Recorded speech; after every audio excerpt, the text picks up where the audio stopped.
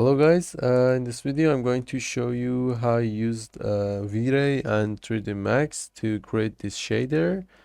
It is not so professional to create this effect inside 3D software.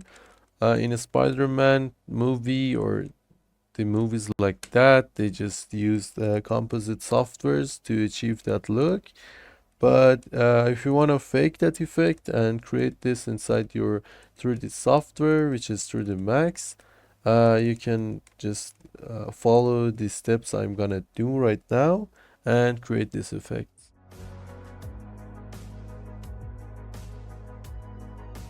As you can see, this is my 3D Max file, and I used a simple Vray toon material and a composite map, which is not so complex, to achieve this look.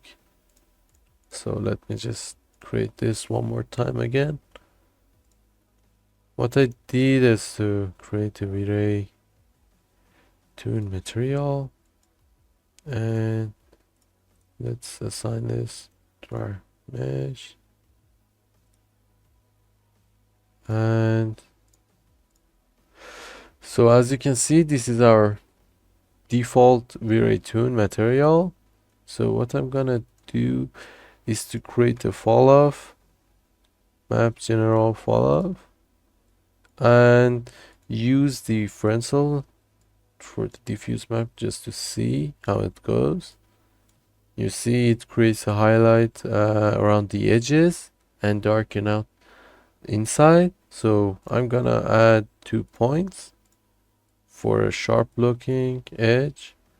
As you can see, let's create this more. So this is our edge, and you can play with this value as well, the IR. You see we have this one, and I'm gonna create a default composite map, and I'm gonna do this as a layer, and I will create a new layer, and I'm gonna use a Vray bitmap, which I created this halftone effect, and it's so simple. Let's drag this in here, and what I'm gonna do is to create a Vray triplanar, and as you can see we have our effect, and I'm gonna do is to lower this value something like this, and I can invert our bitmap right here to have this effect. And inside our composite map, I'm gonna use the multiply. As you can see, we have right here this one, and we can just soften this value if you want.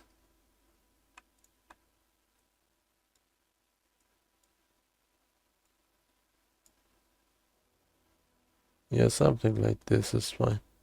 So what I did next is to create another layer to break up the silhouette. We can use a default noise map. No, not this one.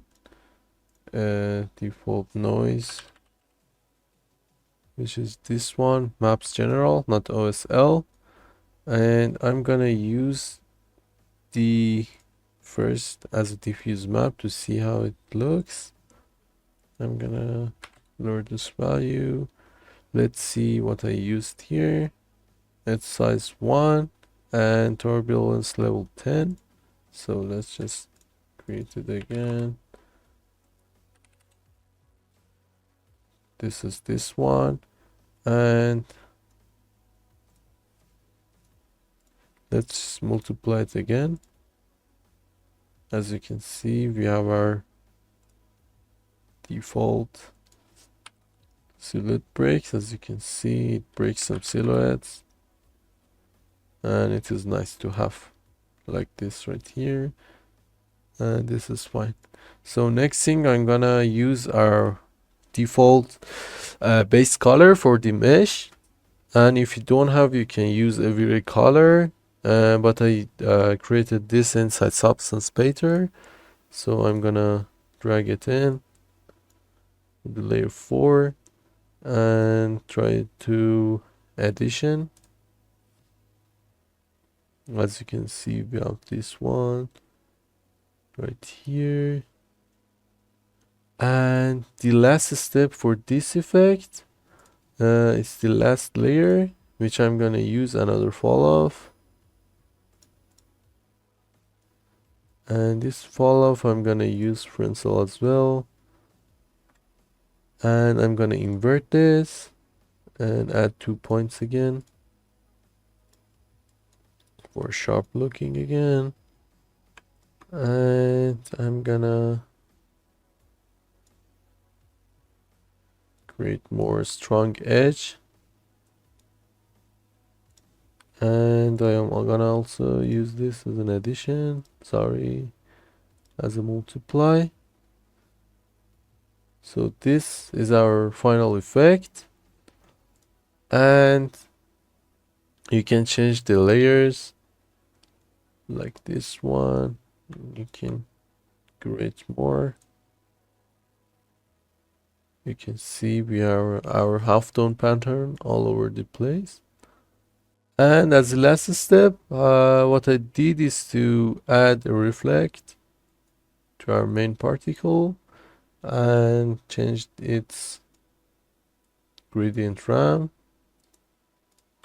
And I'm gonna add this one right here and change this color to something like this. As you can see, it breaks the reflection and specular in your mesh, and it just gives it a steppy look. And you can just increase or decrease these values if you want more steps on your specular. And as the last step, I added a very strong rim light. As you can see, it is my this light over here, which is 0.9 directional, and with 5 multiply. I added this light as well to for a main key light. As you can see, it gives me these reflections.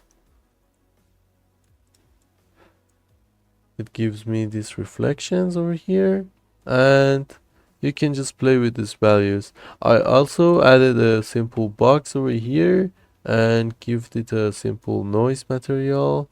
If I want to show you, it's this one for the background.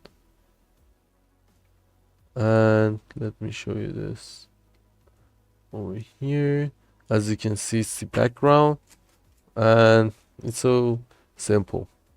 What I did for this thumbnail effect, gives it a little chromatic aberration inside Photoshop, and as you can see, normal logo and 3D Max as well.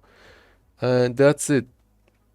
Again, nothing so complex. Thank you so much guys for watching. I hope you really enjoyed this video, and I will drop a simple 3D Max file on my Patreon as well. If you want to drag and drop the shader in your scene and use it, feel free to do that. And don't forget to subscribe and like my videos. And thank you so much for watching guys. Thank you.